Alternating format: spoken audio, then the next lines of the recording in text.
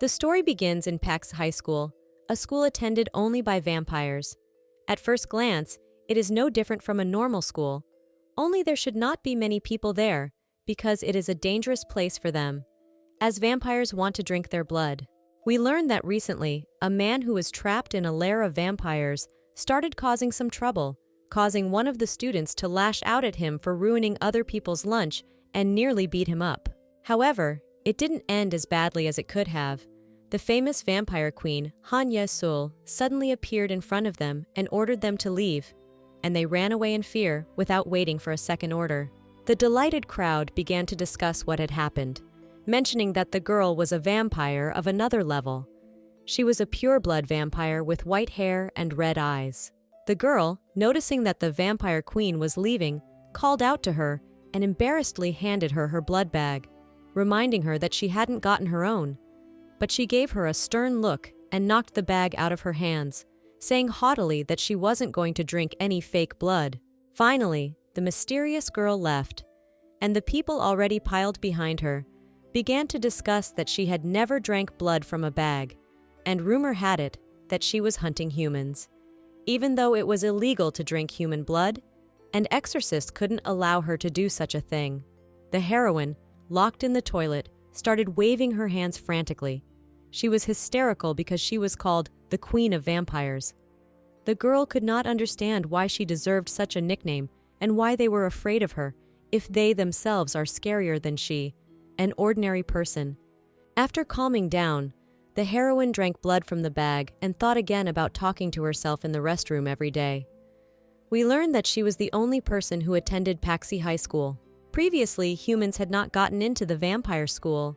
The main character, who was very concerned about what was happening, was told over the phone that she had been mistakenly enrolled in a school for vampires rather than humans when applying, as they had similar names.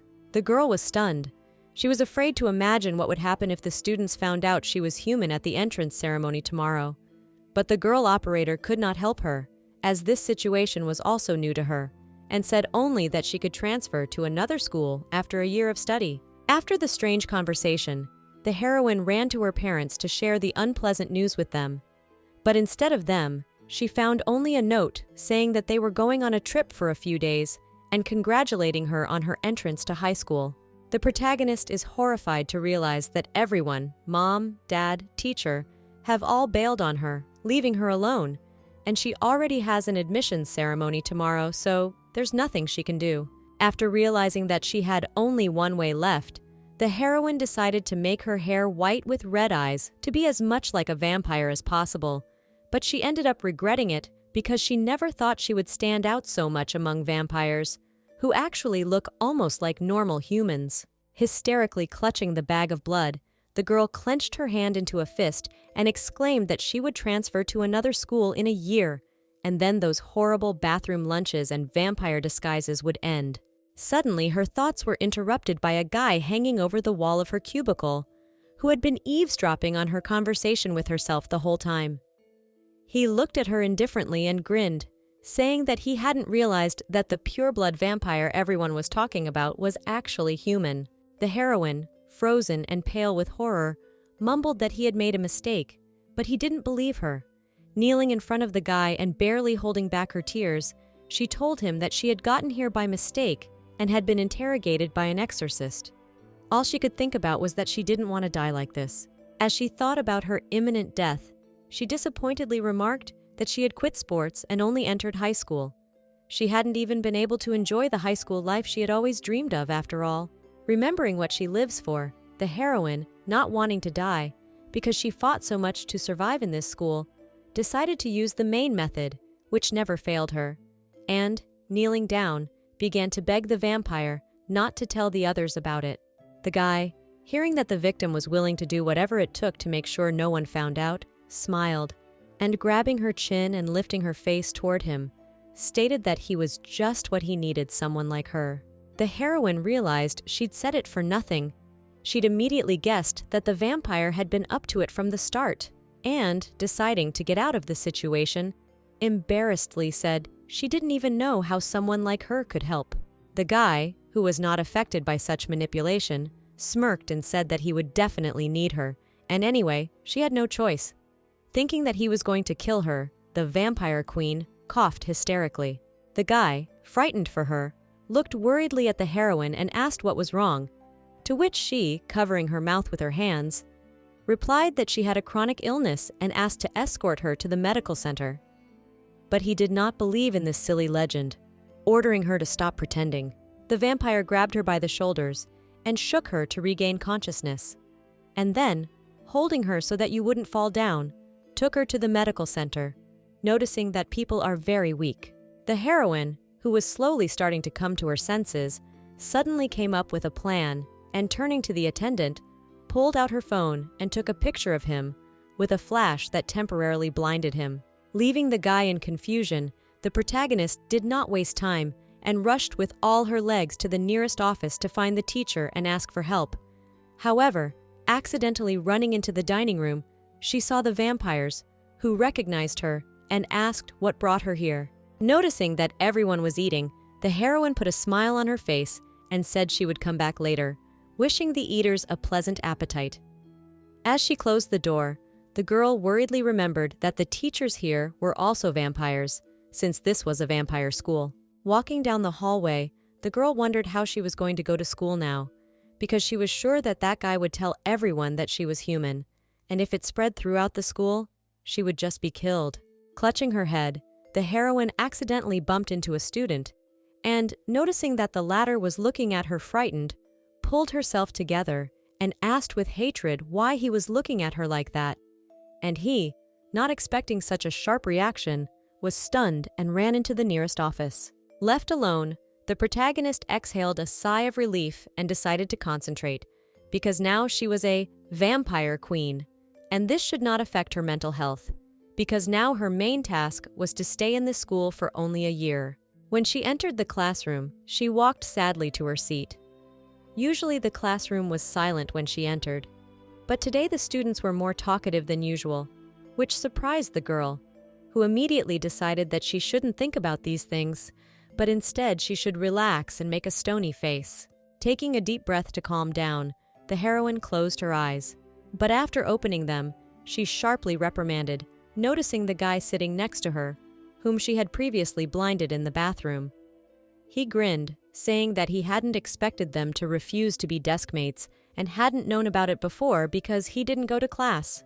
Classmates, noticing that now the bully will sit with the queen, began to whisper anxiously, and the protagonist sweated from the realization that now this bully will be her deskmate.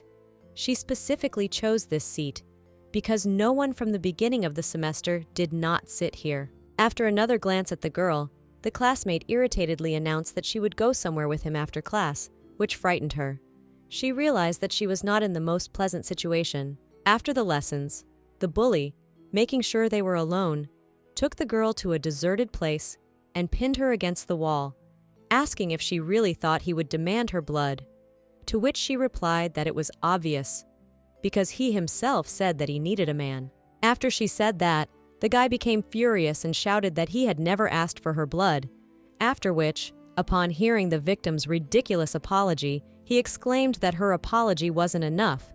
But she, still determined to smooth things over, said that this time she would really do whatever she wanted. The vampire decided not to waste time, and immediately pointed the heroine to the warehouse, explaining that he needed to get the key that the director had hidden there. Noticing that it was a very ordinary building, the girl wondered why he couldn't go there himself. The guy, resenting the fact that she entered the school without knowing anything, explained that the director used to kill vampires.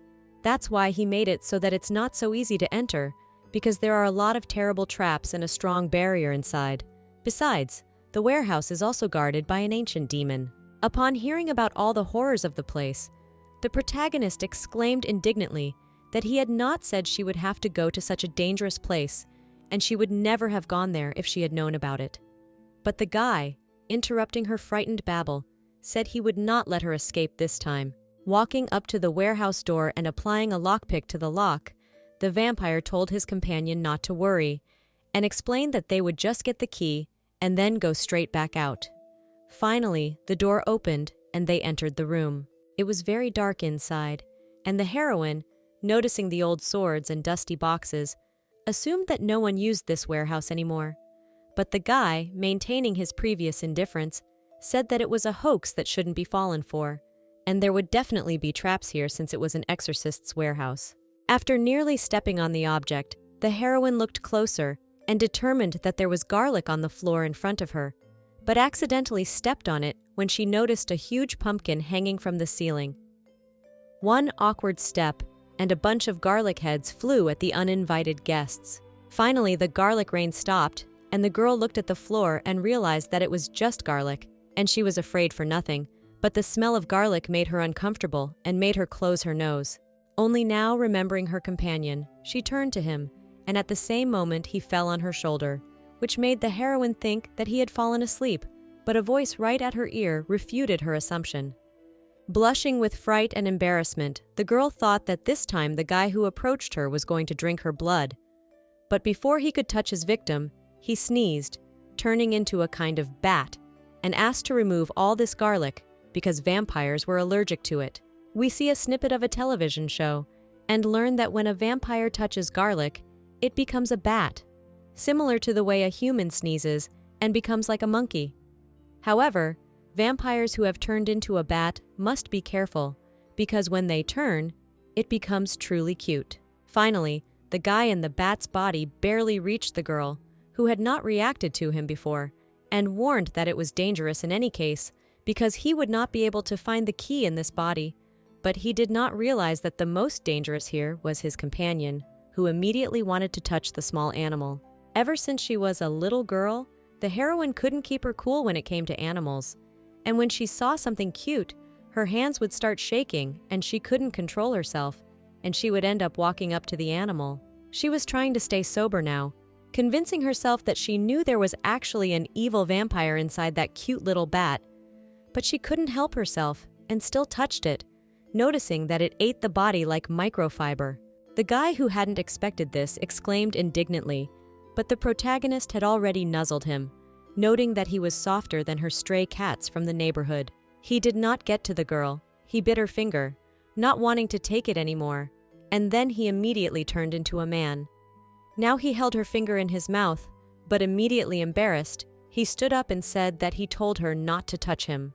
Having removed all the garlic, the heroine again asked if there were really traps and a demon here, for so far she had only seen a garlic pumpkin, and the guy drew her attention to a terrifying cross covered with skulls, seeing which the girl screamed with horror. Ignoring his new acquaintance's reaction, the vampire informed her that he couldn't touch the intimidating object because crosses were an Achilles' heel for vampires, so she just needed to put her hand in his mouth and answer the ancient riddle he would ask in order for the mysterious room to open.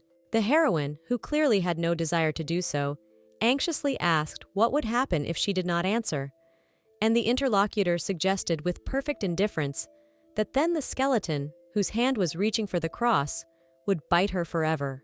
The girl did not appreciate the joke of the interlocutor and asked how she could answer the skeleton's question, to which the guy, without answering anything, pointed to the phone, hinting that her question was too stupid.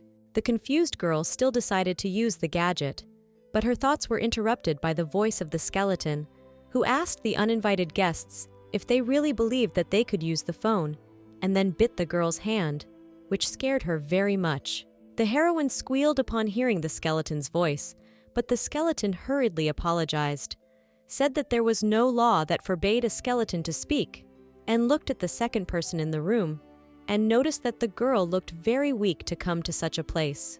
Guessing that her boyfriend had asked her to come here, the talking skeleton stated that the one was real trash, but the vampire, hearing this, shut him up and ordered him to hurry up and ask a question. Skull, who had been hanging on the cross all this time, winked at the vampire queen and suggested that she should score her boyfriend and pay attention to him, adding that he used to be very popular. The heroine, who didn't want to get into trouble, apologized and said she could only see a skull here, much to the laughter of the attendant standing behind her and infuriating the skeleton, who declared that she couldn't answer his question correctly anyway, so they would be with her forever until she rotted away completely. The main character was so frightened that she even hiccuped, and the skull, deciding not to stall for time, asked a question that sounded like this. Listen to the conversation between John and Anna and tell me what their relationship is. Hearing the task, the comers fell into a stupor, and their interlocutor turned on the tape. During the conversation, Anna congratulated John on Thanksgiving, and he admitted that yesterday his heart fluttered when he saw her, so he thought he liked her. However, the girl said that it was an illusion and they were just friends. Besides, she did not love him, after which the interlocutor exclaimed that they should just drop everything and run away to heaven. That was the end of the recording, and the skull hurried the girl to give her answer. But the whole time Anna and John's conversation was in English, so the guest didn't understand anything. Realizing there was no choice, the vampire and the girl decided to discuss it. As a result, they came to the conclusion that the characters were a doctor and a patient, because the only thing they realized was that someone's heart was pounding during the conversation. Agreeing, the heroine confidently shouted out her answer, and the skeleton smirked and informed her that it was wrong and the correct answer was forbidden love, whereupon he congratulated the mistaken one on the fact that she would now stay here forever. Upon hearing this, the protagonist, who already had tears showing on her face, cussed out, and the guy ordered her to try and stick her fingers out. Deciding to try, she tore her hand away, and the skull exclaimed that it was like she was out of a shonen manhwa, but she still wouldn't be able to get away from him. Finally, the girl, who was not going to give up and was pulling as hard as she could, was able to lift her arm, but was perplexed to find that the skull was still clinging to it. An alarm then went off. It was announced that the piece had been lost. The heroes immediately pounced on the skull, asking why the alarm had suddenly sounded and begging for something to be done, as a terrifying scream suddenly sounded. After a while, the heroine opened her eyes and saw before her the very skull that had separated from her during the fall, and now laughed at the fact that she was so surprised that she could not utter a word, and she, not intending to tolerate ridicule, hit her interlocutor with all her might, shouting that she was very frightened. When she came to her senses, the protagonist grabbed the victim and asked if he was okay, then explained that she was very scared and didn't notice how she hit him. The man, shocked by what had happened, said with a crack that he was okay because he was already dead, and asked how she was doing. The girl replied that she was very lucky that there was a mat on the floor, and thanks to it, she was not hurt. After a moment, she remembered her lost acquaintance and asked her interlocutor where he was, to which he replied that she seemed to have crushed him. Only now noticing that she was sitting on a vampire, the heroine worriedly rushed to get up, and the latter, also getting up, irritably asked why something was always happening to her, and reminded that they both had almost died. The outraged protagonist exclaimed that it wasn't all her fault this time, as he was the one who gave the wrong answer, and told her to pull her arm out, to which the guy, with his previous irritation, said she shouldn't have listened to him, as it was obvious she didn't have the strength. The skull, who had been watching their argument all this time, ordered them to stop quarreling and called them doves, but they, hearing what he had called them, exclaimed with one voice that they were not doves at all. Skull told them not to pretend, and reported that he saw the boy cover his gray-haired friend with his body so she wouldn't fall. Noticing the girl's indignation, he observantly assumed that they had unrequited love and relented, but the vampire grabbed him and threatened that he was about to wipe him into powder. The heroine was thinking about those words at the time. She couldn't believe he was actually a good vampire, despite the fact that he'd saved her. Noticing her staring at him, he admitted that he'd actually saved her because she was the only one he could use as a source of sustenance in an emergency. The girl, who had only hoped that they could be friends after saying that, disappointedly lowered her head, realizing that he needed her blood after all, and he reminded her that they had come here for the key. Along the way, the heroine froze and screamed. She saw a scary picture, however. The guy shut her up, saying she was in the way of his search, and ended up leaving her alone with the skull because she was only in the way. Realizing that she was also scared to be alone, she froze, and Skull, who had been in her arms the whole time, remembered that his younger sister had once had a hard time with a man too, and offered to put her companion in her place. The girl did not immediately understand what we are talking about, So the interlocutor clarified that he constantly points her, and it's time to change.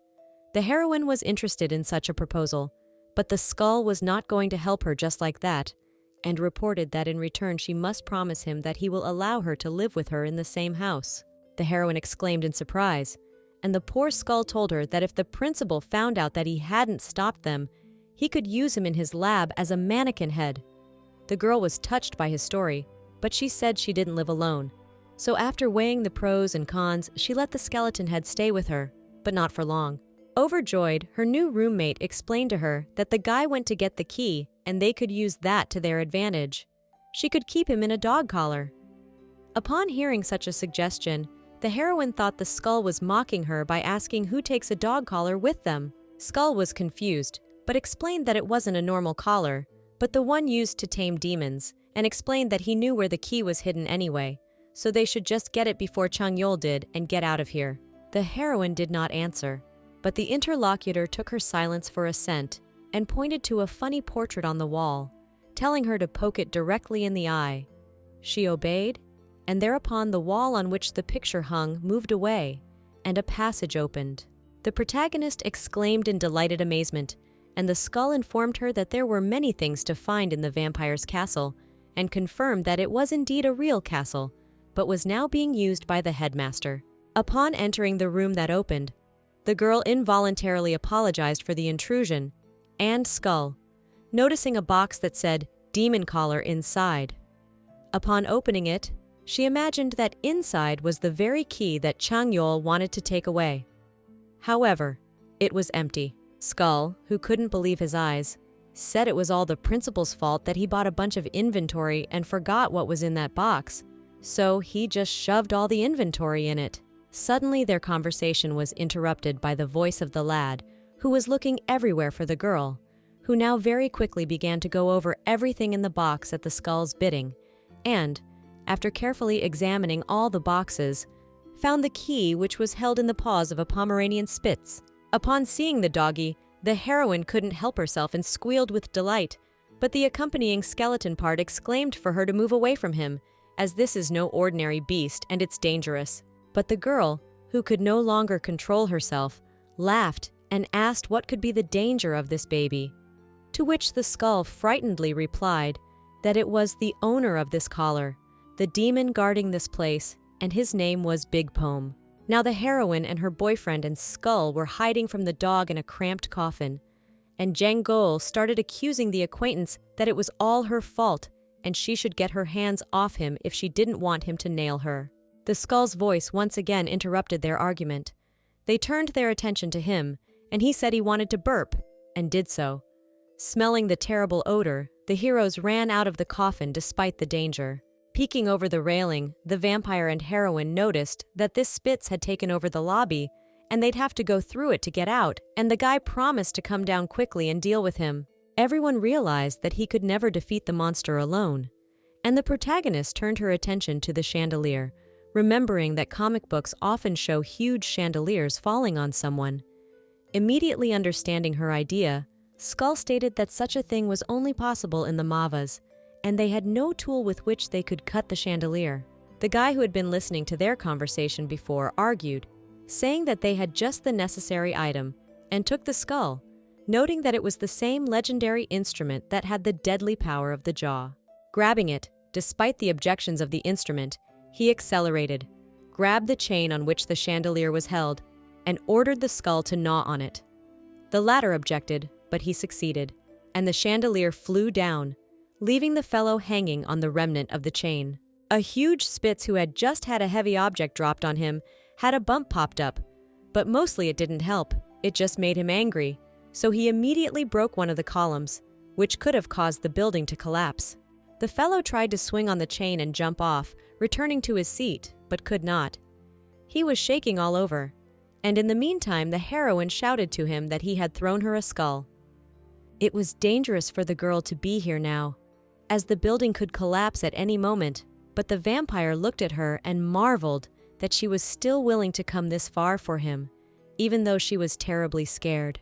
The guy decided to obey the girl and threw her the skull, but she was so frightened by the flying skeleton head that she involuntarily recoiled, and the head, without being caught by anyone, flew down, where it was caught by a Pomeranian Spitz. After getting the bone, the demon started chewing on it and rested, and the guy who still managed to jump to the girl said they should run away as soon as possible. The outraged heroine stated that they couldn't leave now as the skull was left there and needed help. But the vampire, startled by this reaction, ordered her to pull herself together and not risk her life for the skull, which he was seeing for the first time in his life. Agreeing with his words, the protagonist, who did not seem at all disturbed by the loss of a new acquaintance, happily ran away, saying that she would always remember the victim part of the skeleton, and he followed by calling them traitors. Finally getting out of the building and onto the street, they exhaled a sigh of relief. It was all behind them. The girl looked worriedly at the guy and apologized for everything going wrong, but casually let slip that they had found the key. The vampire, who immediately reacted to the words she had accidentally uttered, started to get indignant because she wanted to collude with the skeleton and steal his key. Trying to explain everything, the girl started babbling nonsense that did not impress her interlocutor at all. Suddenly, the guy sharply smelled blood and anxiously asked the girl if she had hurt herself. Looking around, she noticed blood on her knees and was surprised that she hadn't even noticed the wound at first and must have hurt herself accidentally.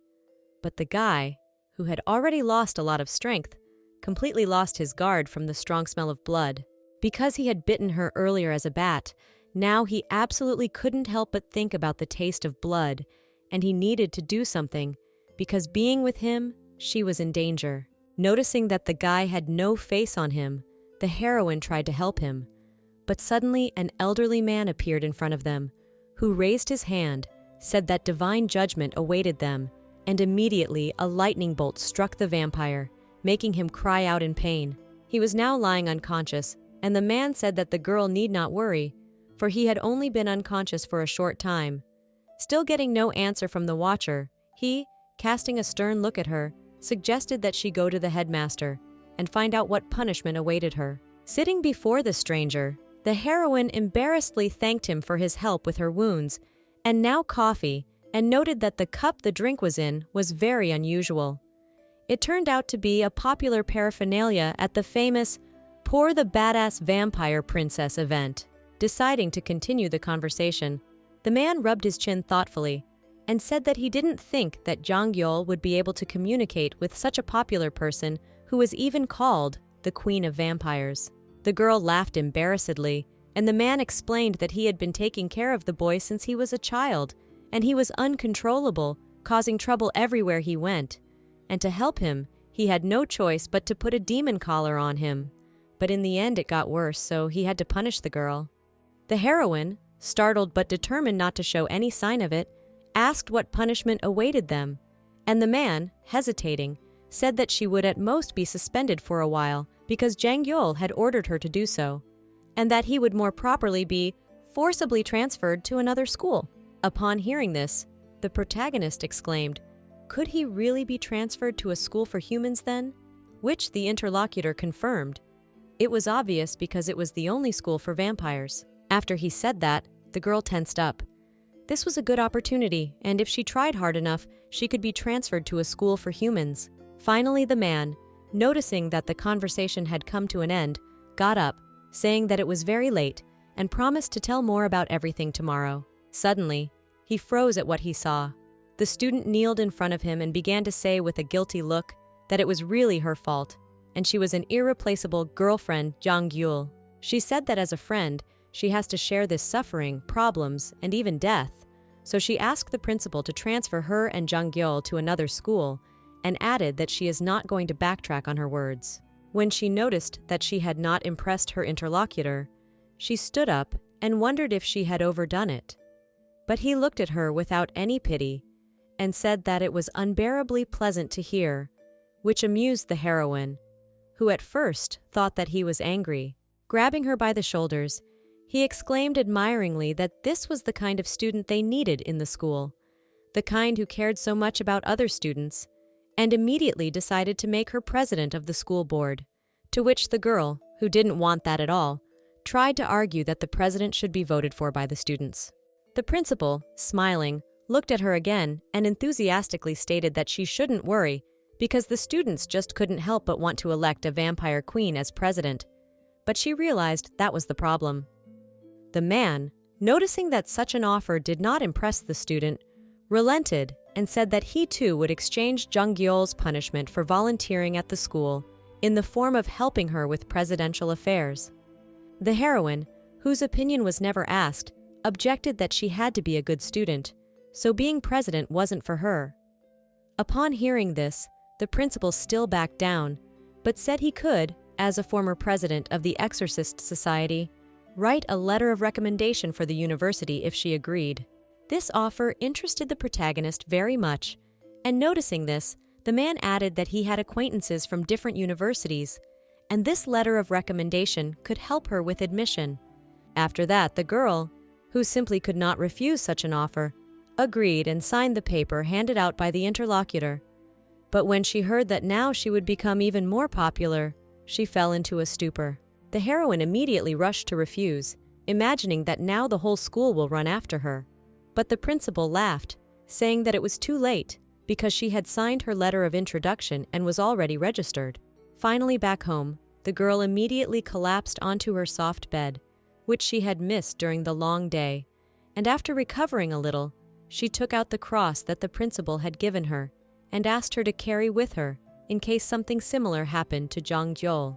After the principal's words, she took it back to herself, but she still couldn't figure out what it was and assumed that he had used it to summon lightning, when suddenly her thoughts were interrupted by a phone call. Answering, the girl recognized her mother's voice, who was now lying on the beach apologizing for not answering the phone for a long time. In fact, she had just lost her phone and borrowed this one from Michael, a new friend. In addition, the mom said that the heroine's dad is now learning to surf, and very quickly because he is a former gymnast. But immediately, when she turned her gaze in the other direction, she saw a man who was rushing towards her, declaring his love. The dazed girl interrupted her mom's fun on the beach, saying she had something important to say about her school, but she couldn't listen to her for long and passed out, explaining that her dad was alone with the sharks. Hearing that her father was in danger, the heroine immediately rushed to call her mother back and was happy when the phone was picked up. But on the other side, it was not her mother talking to her, but some foreigner. Ending the call and tossing the phone away, the protagonist smiled, deciding that her parents would take care of the problem themselves, and she would go wash up and go to bed. She was about to leave when suddenly she received an emergency message on her phone, stating that the Exorcist Association was currently dealing with serial bites in a residential neighborhood where people lived. So residents were asked to take safety precautions and cooperate with the exorcists. At night, the heroine had a dream. She dreamed that she was awakened by a servant and told to quickly pack up and run to the dressing room, while touching her to help her open her eyes. The girl stretched sweetly and noticed that she had had a good night's sleep. But when she came to her senses, she found that she was not at home, but in the palace, and now a man in a maid's costume was standing in front of her. Bowing respectfully, the servant asked to be allowed to help her get ready since she was awake. But the girl, still not understanding what was going on, asked him who he was, and the man apparently introduced himself as a personal servant, whereupon she realized that she was now a miss from a noble family. After informing her that she had to wash herself, the guy held out his hand, suddenly saying that he had to take the remaining blood from her and put the victim's hand to his mouth, promising to wash Miss clean. Only now did he look up at her, and the heroine recognized him as Jang-gyul. Hearing her indignation, the lad declared that a servant should take care of his mistress's hygiene, and smiling, he approached her and pressed her against the bed, making the girl scream with terror. Finally, the heroine woke up in a rather strange position. Her upper body was on the floor, while her feet remained on the bed. Only now she realized that everything she had seen earlier was just a dream. Yawning on the way to school, the protagonist, putting on the warmest and coziest sweater, disappointedly thought that she did not want to go to school and could not even imagine what awaited her there after yesterday, and then again tried to remember her adventures with a new acquaintance. Finally, having finished pondering, the girl wished that this day was the most ordinary, and looking up she saw many exorcists. So she began to think how she could pass unnoticed, for otherwise she would be burned at the stake, and she could not allow that to happen. Deciding that she wouldn't be able to pass unnoticed, she turned around and decided to head back, as she suddenly bumped into an exorcist with a pink umbrella. Noting that the uniforms of the students of the exorcist school were much nicer than theirs. Once again apologizing for disturbing her, the guy asked if she had seen a vampire here, and the heroine, turning pale with horror, swore that she had never seen a vampire, and informed him that she had to run as it was getting very late. Clenching his hands into fists, the exorcist guessed that the woman was hiding something. He guessed immediately that she was the vampire, but despite the fact that it made him angry, he didn't go after her. Finally, after barely sneaking in unnoticed, the heroine was glad she'd succeeded and noticed that the exorcists, it turns out, aren't as scary as she thought. She was immediately disturbed, though, thinking about how long that man with the cute umbrella had been standing at her back. It was creepy for her to think about. Suddenly, her attention was attracted by the meowing of a fat cat, which was now sitting on a branch. Noticing it, the heroine, having again experienced mortification at the sight of the animal, decided to rescue it. She climbed the wall and reached out her hand in an attempt to reach the poor man. But the very same exorcist with the pink umbrella was suddenly behind her again and indifferently asked what she was doing. The heroine, recognizing the guy's voice, turned around and, pretending not to be at all embarrassed at being caught looking like that, reported that she was rescuing a cat. The exorcist, who didn't seem at all interested in saving the animal, pointed a gun at the girl and stated that she had misunderstood him, and what he really meant was why she was hiding the fact that she was a vampire and walking among humans. The heroine immediately raised her hands as a sign that she was not guilty of anything, frightened and frozen on the spot, and objected that it was a misunderstanding and she was definitely a human being. But the man did not want to take her word for it and asked for a human ID. Deciding not to resist and get a human ID card, the protagonist went to her backpack for it, but accidentally pulled out a card confirming that she was studying at a vampire school, and realized that she had forgotten her ID card and even her phone at home. The exorcist, having never gotten a rebuttal to his assumption, was convinced that it was a lie after all, and the girl couldn't answer anything. She really couldn't prove she was human. Without waiting for an answer, the guy said that from the beginning and thought that, although she looked like a human, but in the end turned out to be a vampire and no different from the wild beasts that are obsessed with flesh and blood. The heroine, hearing these words, began to justify vampires, saying that, although they are scary and love blood, but they at least have enough conscience and compassion to help a girl in trouble. After her words, the cat, which had been sitting in the tree all this time, jumped straight at the exorcist, whose nose was now bleeding, and the heroine, deciding that this was her chance to escape, ran away, saying she was sorry, and forgetting her student card. Left alone with the cat, the guy said he hadn't been surprised by this turn of events, but now that he'd gotten a closer look at the card she'd left behind, he was definitely convinced that she was a vampire. She stopped at the nearest deserted place to catch her breath and exhaled a sigh of relief, realizing that she had escaped, but her happiness didn't last long. She realized that he remembered her and noticed that she had become fearless lately, which was not typical of her before. Suddenly she heard the voices of the other students behind her, one of whom informed her that Eagle was testing them today. Hearing this made the heroine cringe, but she decided that she needed to hurry up as well. The students were already discussing that a warehouse in the back of the school had collapsed this week and laughing about it, when suddenly one of the teachers, who had overheard the conversation, came up to them and fined the girl for the length of her skirt and the boy for not wearing a jacket, ordering them to walk 40 duck steps across the field. That teacher was the famous Eagle, who was now yelling at his friends to run before they turned into bats and threatening them with a ruler. However, suddenly his victims, noticing the heroine, exclaimed that the queen was coming, which made the teacher turn in the direction they were looking at. The long-awaited heroine had finally arrived, and all the students were delighted with her. Even his authority as a teacher had fallen because of her. Keeping his eyes on the girl, Eagle thought that he had never felt such outrage after his 20th birthday, and until now, and decided he would show them today. Approaching the heroine, he said that she seemed ready. She confirmed it, assuring him that she could pass perfectly without any problems. The teacher, after examining her, agreed that the tie and jacket were indeed all right, but the skirt should be at most 10 centimeters above the knee, and rushed to check this, but found no irregularity. Noticing that this time her appearance was in order, the girl was about to pass, but the man, not wanting to let her pass and lower his teacher's authority again, said that, according to his measurement, her skirt was 10 millimeters higher than allowed. Exclaiming that it was only 10 millimeters, the heroine excitedly froze, and the man, laughing evilly, said that it wouldn't work that way, because she herself had said that she had prepared perfectly, and now she was breaking the rules. Shining with happiness, the teacher said that since the difference was small, he would give her an indulgence and give her 50 steps, only she had to turn into a bat, which angered the student very much.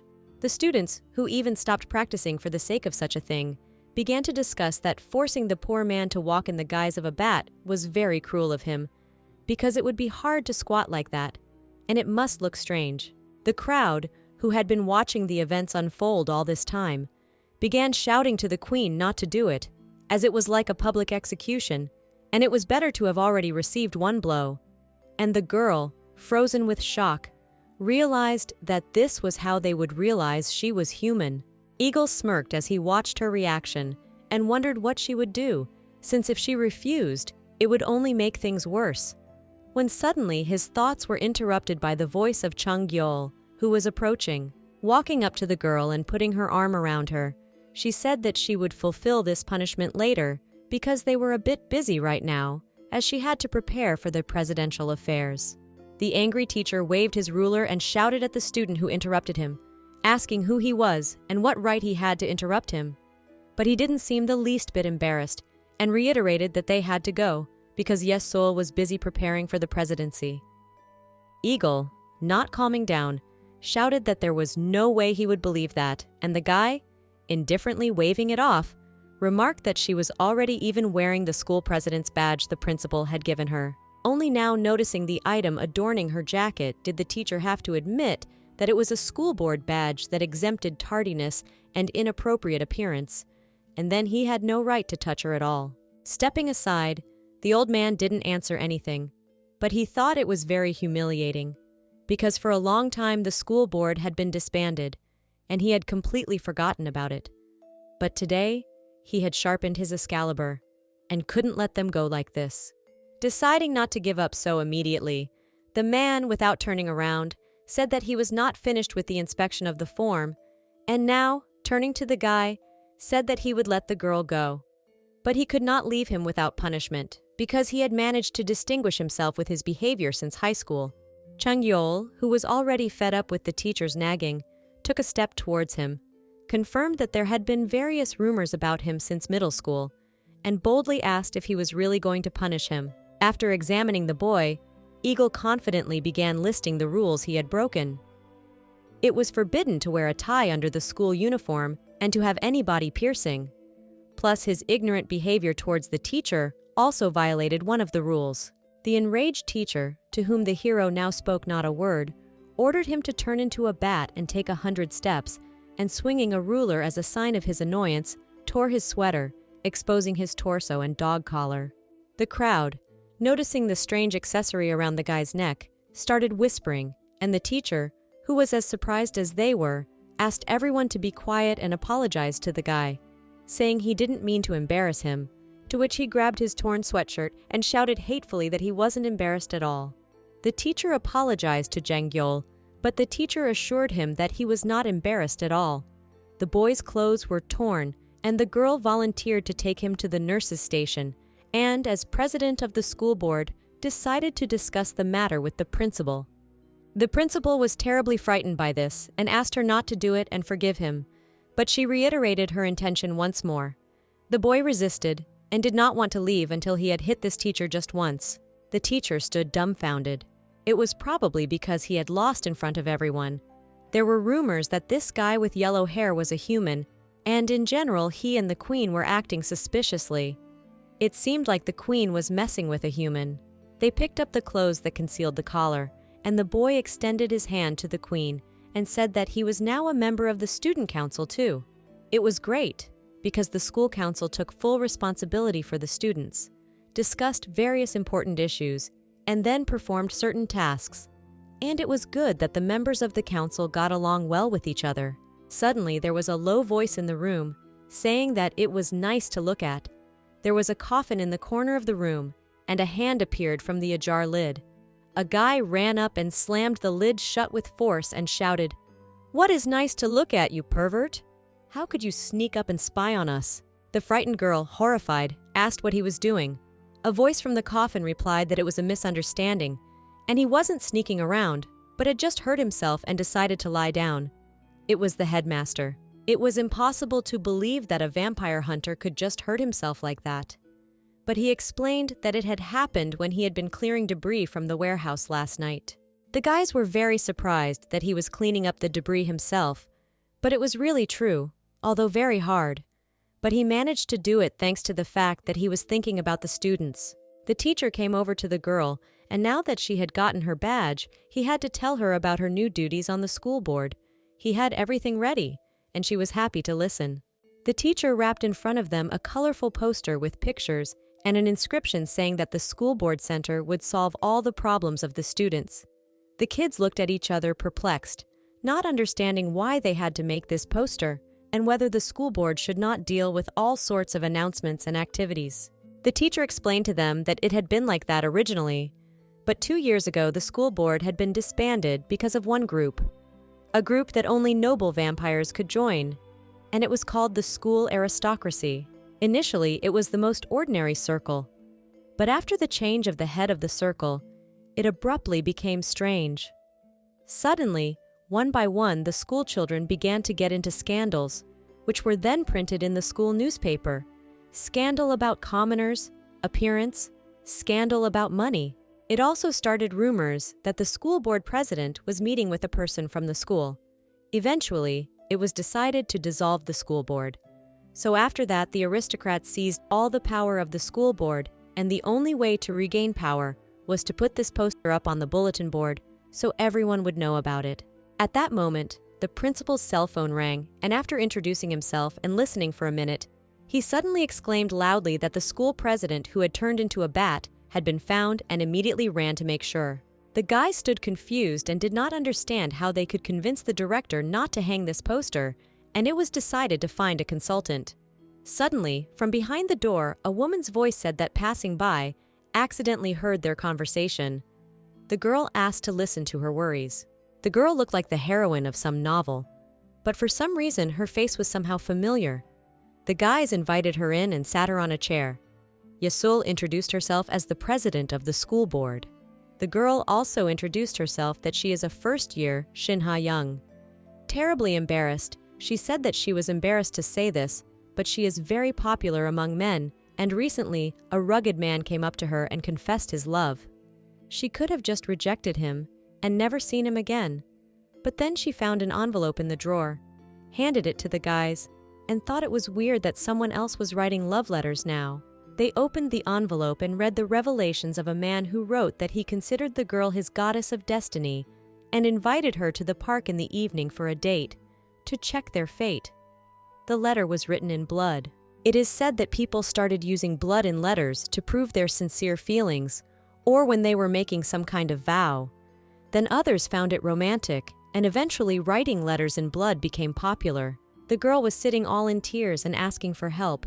She really wanted to refuse him, but didn't know how to do it. The heroine was about the same age as the girl and decided that she could both help her and easily scare the man away.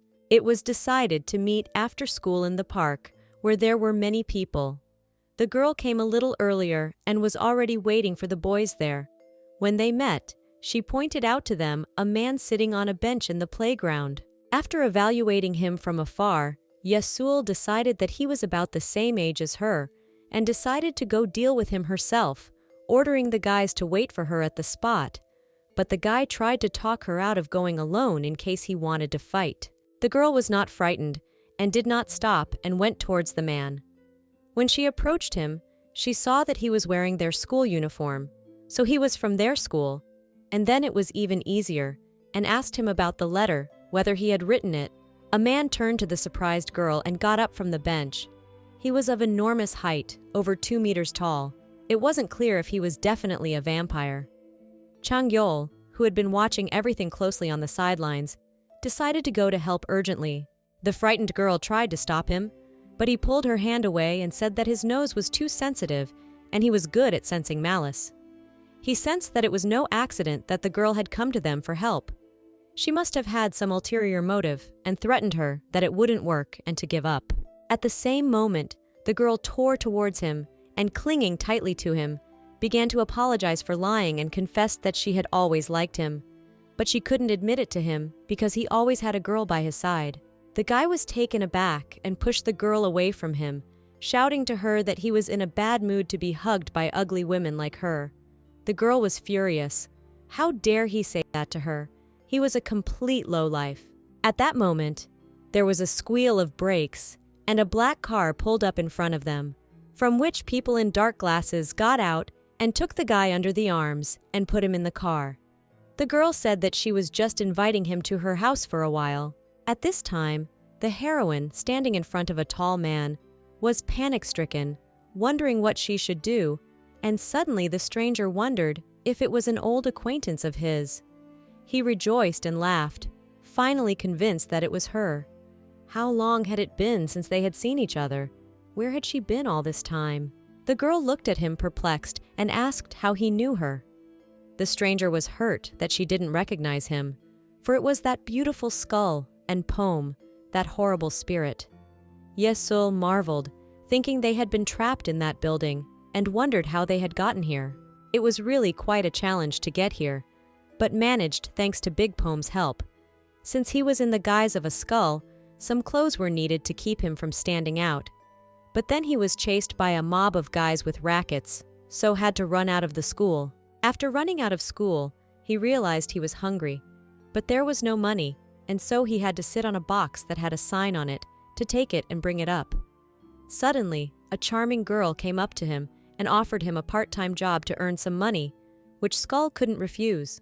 The pretty girl asked him to meet a gray-haired student, but he didn't realize at the time that it would turn out to be his old acquaintance Yesul, who had dumped him. Our heroine, embarrassed, apologized for it, but he reassured her that there was no offense. And then they noticed that the guy had been taken. It seems he had been kidnapped. The car was pulling away, and they didn't respond to shouts to stop. People who have kidnapped someone are unlikely to stop at a call. The heroine quickly realized that it is necessary to call the police and began to look for the phone in her bag. But digging into the bag, she realized that she forgot the phone at home, and instead, to her great surprise, found in the bag cross, which is unclear how it was there again. It was Rosario, the cross that Jangyol wore, and it was the cross that could be used to find him by tracing his location with holy power. Skull took the cross and necklace into his mouth and clenched it with his teeth, and it worked. The girl doubted that it was possible to find someone with the help of holy power, but the skull, saying that now was not the time to reason and it was necessary to rush to help, called her to go rather to save the guy. In the meantime, an unconscious guy was brought into an unfamiliar room and tied to a chair with his hands tied. When he woke up, he started screaming for his hands to be untied. He saw a pretty girl standing behind him, reproaching him with irritation that he was finally awake and tied up looking very pathetic. The guy wryly asked if she wanted to take a bath with him, which made the girl angry, and she threatened to tape his mouth shut if he talked such nonsense and, after a little hesitation, decided to tell him her plan. She had originally planned to seduce the guy and break up with the girl and then get rid of the school board, but now, after what happened, she's going to have to join there herself. The guy couldn't understand how she could benefit from it, to separate them, and the beauty had to confess. She did it for the vampire queen. What she said made the guy furious, and he called her a psychopath, not realizing what she was saying. And then she went to the picture on the wall and stood admiringly still, admiring the portrait. On the canvas, the Italian master's own handmade, was a large-scale portrait made by a famous artist, portraitist. The guy genuinely didn't understand what difference it made, whether it was a work of art or some other nonsense, because he was already getting goosebumps from the antics of this crazy girl. The pretty girl standing by the painting continued her monologue. The first time she met Lady Yesil, she was convinced that she was majestic because she didn't care about rumors.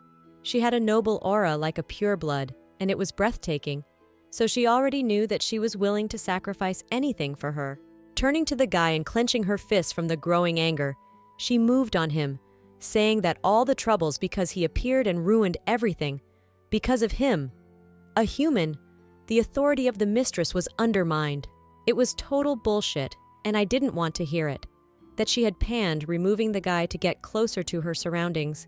And since the guy was acting like that, she decided not to be so loyal to him and changed her plan to bring him back safely, but warned him that he had dug himself a hole. She clapped her hands, and at the same instant, 4 people entered the room. Rolling 4 carts with covered trays with them, she plotted to make rivulets of tears and snot pour out. The boy wondered how a lady of nobility could get away with such a thing if she wasn't some gangster, but she waved him off because she planned to use such brutal methods. Putting the mask on her nose, she reminded the guy that she knew about his sensitive nose and prepared the best, and, determined to get down to business, she opened the first tray of stinky tofu. Meanwhile, the heroine and Skull, who was a bit seasick in the cab, got to this house. It was a huge castle, and it was becoming clear that the kidnapper was a vampire, an aristocrat. Could a guy really be held hostage in a place like this? As they approached the house, they saw that there were guards standing near the gate, and it was unclear how they could get into the house bypassing them. Skull had an ingenious idea, and his dog came to the rescue. Poem, thrown over the bushes, rolled up to the guards, and they, amazed at such cuteness and took him in their arms, began to admire them and look for a house for him, but did not realize what threat awaited them. Lightning fast, the dog in the hands of the guard turned into an evil monster and gave them a crushing blow, taking them all down in one blow. It was not even clear if they were alive. Deciding to change into the guards' uniforms, they quietly entered the house without arousing any suspicion. Meanwhile, the guy continued to be tortured with odors, and it could seem that he was at his limit. But he was not going to give up, because he came up with a trick and began to breathe using his mouth, even though he was almost vomiting. Noticing that nothing worked on the guy, the psychopath decided to use the most dangerous weapon and brought in a tray of pickled heart of Louis XVI. The guy, seeing this horror, fell into a stupor, and the girl, noticing his reaction, rejoiced and told him that they had secretly taken the heart of the executed man, pickled and stored it for several centuries. That's why it gave off such a terrible odor. Suddenly the servant swung the door open with all his might and exclaimed that there was trouble, but he immediately cringed and clamped his nose shut at the disgusting odor. Trying not to show his disgust, the man who entered reported that the guards of the main gate had passed out, and from what they saw on the CCTV cameras, Madame Yasul and someone else had invaded her domain. On hearing this, the girl became furious and asked why he was telling her only now. Then, turning to the servant in whose hands the tray remained, she left, ordering the guards to search the mansion thoroughly. The inspection of the building began, and the heroine, after waiting for those to leave, breathed a sigh of relief, and Skull asked why they needed to hide if she was disguised as guards. However, she replied that there was no way they could handle the other huge guards. Unexpectedly, the guests of the mansion were noticed by a servant who was driving a cart with a tray, asking what they were doing. He thought they were newcomers, and informed them that the lady had ordered them to find the people who had invaded here, and they had better not behave like that and move fast like a machine when ordered to do something, as he had done in his years. Turning to the second creature disguised as a guard, the servant, noticing that he had straightened up, said that what he had said also applied to him, and that he should bow at 90 degrees if the older man approached. The man, never having waited for a response from his colleague, said that the man was a brat, and the heroine only now thought that perhaps they shouldn't have disguised themselves as guards. Suddenly the servant, who had already begun to suspect something, exclaimed after examining the guest that he looked awfully believable, and the wolf cosplay was great, but the skull looked like a cheapskate. Upon hearing the insult, the skull exclaimed indignantly and started insulting the attacker, who immediately noticed it and mouthed off, and the protagonist, shutting the offended person up with her hand, confirmed that it was just a party image and the set was talking because it had artificial intelligence. Noticing a tray on a cart being carried by a servant, the heroine, pointing to it, asked what it was, and the man replied that it was a special medicine for that blonde hooligan, and admitted to being a bit busy as he had been asked to deliver it to a room at the very end of the west end of the mansion. Immediately guessing that it was about Jang-gyul, the protagonist immediately had an idea.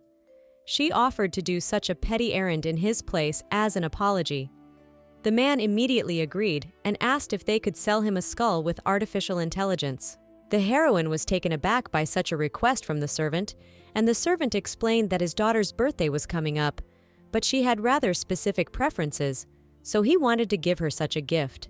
Noticing that the girl wasn't willing to sell the trinket, he began to offer his prices, eventually settling on 3,000 won. And the skull, angered by the fact that the bidding had begun for it, exclaimed frantically that it couldn't be bought for such a pittance. The skull then clutched the hand of the offender, who immediately cried out in fright, and the attacker explained that he would not let him go until the insolent man apologized. Eventually, he tore his clothes, tearing a large piece of them off. Realizing that they were in trouble, the guards rushed out of the room, leaving the poor man sitting on the floor, where another colleague had already entered the room. Remembering that the earlier victim had said that Jang-gyul was at the end of the hallway, the girl rushed over there, saying that he was probably being tortured, so they needed to get him away quickly and escape from here. Suddenly, they were being chased. The servants realized that they were the very intruders and had to be stopped. The girl did not respond to their shouts, and Big Pom stopped, increased in size so much that he tore his suit and stayed to distract the people. The heroine realized that this was their chance and rushed to the door, which gave off a horrifying smell. As she opened it, she saw a vampire standing over a pile of servants lying unconscious. What she saw shocked her. Immediately realizing that there was something wrong with the guy, the skull asked why he had such eyes, and noticed that they were not like that before, and the girl, frozen from the picture, said that he was obviously not in his right mind. Enraged, the skull, which the heroine held tightly in her hands, addressed the vampire, ordering him to return to them, and saying that he was acting like a brainless vampire. These words enraged the guy, and he with all his might struck the offender, who immediately flew out of the hands of his companion. When Jang-gyul noticed the protagonist, he started moving towards her, and she had already said goodbye to her life and regretted coming here to save him, because even though they had become friends during this time, he was still a monster. Glaring fiercely at the girl, he asked her to run away before he could hurt her. The skull, coming to his senses, grabbed in his teeth the cross that the heroine had once received from the headmaster and used it to strike the guy with lightning, thus punishing him. The poor man fell to the floor unconscious, and the girl's assistant asked him snidely how he tasted the answer of a divine master from the Middle Ages. He thought he had done a glorious thing by putting the cross in his mouth earlier. Turning to the heroine, the skull asked if she was okay and if the jerk had bitten her, and she, just coming to her senses, said she was fine. They then made the decision to grab the kid and run while the dog covered them. After taking the guy, the protagonist was about to leave, when suddenly she was called by the voice of the psychopath who kidnapped the victim. She said that they wouldn't go anywhere by taking this little man with them, because then she would shoot herself with a water pistol with garlic extract inside. The angered heroine asked her why she would do such a thing, since she didn't even know Jang-gyul, and she desperately exclaimed that she didn't care about him and was doing it to preserve Lady Yesul's honor. The girl looked at her interlocutor and tried to recognize her, but could not, so she asked if they had met before. The psychopath lowered her head in puzzlement and said that, as expected, she did not remember their first meeting. We learned that the guy, after holding out a bouquet of roses, offered the girl a date, but she remembered that he was dating her friend and asked him about it, and he said that he was only dating her out of desperation because he really wanted to get closer to the one he was now offering to date, He was originally only interested in her. Smiling guiltily, the girl resented how he could suggest dating her behind her back if that girl loved him, and thought that if she went back to class now, rumors would probably start again, and she would be rejected by the company she could barely get into. Suddenly, her thoughts were interrupted by a white-haired girl who flew over them and got her foot right in his face. She introduced herself and, noticing that he was frightened of her, sternly declared that he should not make eye contact with her again, for otherwise they would leak at the sight of him. The guy did not dare to disobey, and after this incident, it seems, he was ashamed and did not spread any rumors about his rejected lover. That day she was charmed by the charisma of the girl who saved her and decided that she would do anything for her. Now the rescued one had changed all the things Yesul used into luxury items so that Madame could spend her school years comfortably. In addition, she secretly got rid of the guys who talked behind her back and made sure her reputation wasn't tarnished.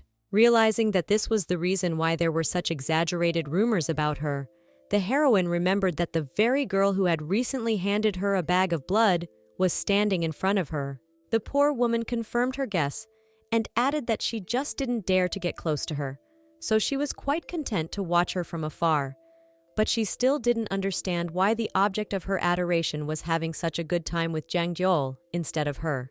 After listening to the girl's confession, the heroine realized that her method was all wrong, but she could understand why she did it, because the friend she was friends with in high school was also estranged when she started dating a guy with a terrible temper, and she tried to be there for her because she wanted to get things back to the way they were. Looking at the crying interlocutor, the protagonist recognized that affection is never 100% mutual, but she knows well the sadness when your feelings are not understood, so she just can't turn a blind eye to her situation. Deciding to break the silence, the heroine told the girl that what she had done was wrong despite her pure intentions, so she would have to apologize to Jang Gyol later for the harm she had done, and if she still wanted to get close to her after sincerely apologizing, she could openly confess her desire to be friends with her.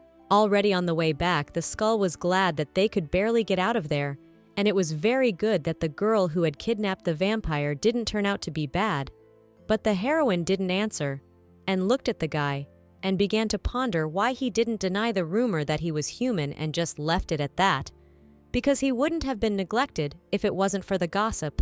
Then she remembered that at the height of his madness, Jang Gyol had been worried about her, and realized that considering that, he wasn't such a bad guy.